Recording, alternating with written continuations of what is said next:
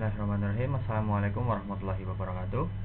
Yang terhormat Bapak Yusuf Herianto selaku dosen pembimbing mata kuliah dasar-dasar pemrograman. Yang berbahagia juga teman-teman dari kelas saya, kelas Informatika A. Ya, sebelum masuk ke materi, alangkah baiknya kita berdoa terlebih dahulu. Berdoa menurut agama dan kepercayaan masing-masing. Berdoa dimulai. Berdoa selesai. Oke, sebelum masuk ke pembahasan, izinkan saya perkenalkan diri saya terlebih dahulu.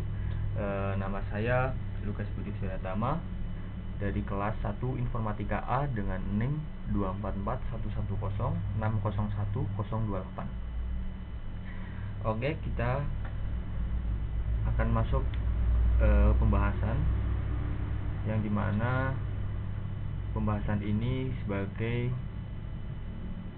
penyelesaian UTS pada semester 1 ini dengan pembahasan materi sebelum UTS. Oke, materi sebelum UTS adalah perulangan atau looping. Perulangan atau looping adalah sebuah proses dalam pemrograman yang mengizinkan kita untuk menjalankan suatu blok kode berulang kali hingga kondisi tertentu terpenuhi. Perulangan digunakan ketika kita ingin mengulang sebuah proses tanpa harus menulis kode yang sama berulang-ulang. Atau singkatnya, bahasa program atau algoritma yang kegunaannya untuk mengulang sebuah perintah atau instruksi dibuat sesuai dengan jumlah yang ditentukan. Oke, di perulangan, khususnya juga di Python, perulangan dibagi menjadi dua, yaitu for dan while. Perulangan for digunakan ketika kita mengetahui beberapa kali perulangan akan dijalankan. Biasanya perulangan ini digunakan dengan fungsi range untuk mengontrol beberapa banyak iterasi yang akan dijalankan. Singkatnya gini, for digunakan ketika kita sudah mengetahui nilai yang akan kita looping atau kita ulang. Oke, kita contohkan saja.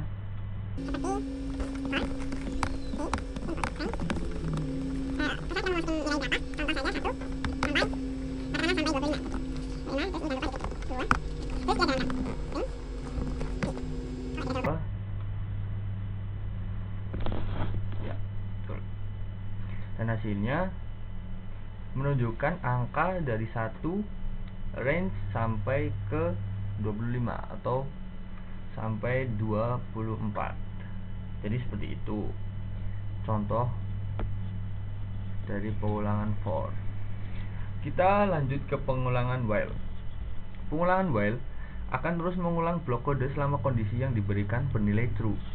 Struktur ini cocok ketika kita tidak mengetahui jumlah pasti perulangan yang akan dilakukan. While juga digunakan ketika kondisi perulangan lebih dinamis dan tidak dapat diprediksi jumlah iterasinya secara pasti. Jadi while itu berbeda dengan for. Kalau for itu sudah tahu yang diulang apa sampai berapa, tapi kalau while itu belum pasti nilainya, belum tahu nilainya sampai berapa. Jadi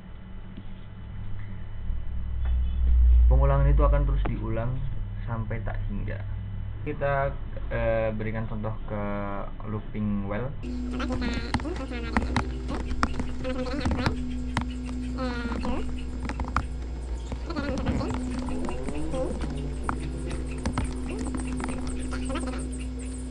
Ya, betul sekali. Ini jadinya tak hingga seperti ini, dia akan berjalan terus sampai entah kapan, karena ini tak hingga gitu. Jadinya seperti itu contoh yang bisa saya berikan.